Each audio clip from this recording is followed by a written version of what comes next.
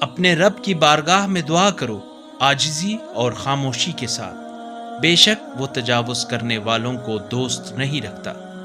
اور تم زمین میں اصلاح کے بعد اس میں فساد نہ پھیلاؤ، اور اللہ کو خوف اور امید کے ساتھ پکارو۔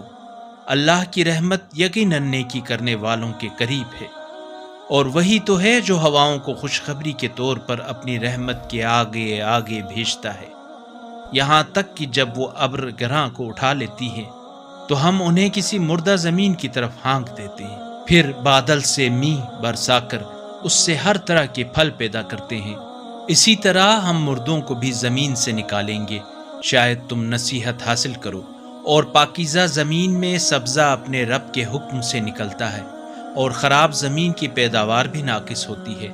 یوں ہم شکر گزاروں کے لیے اپنی آیات کو مختلف انداز میں بیان کرتے ہیں۔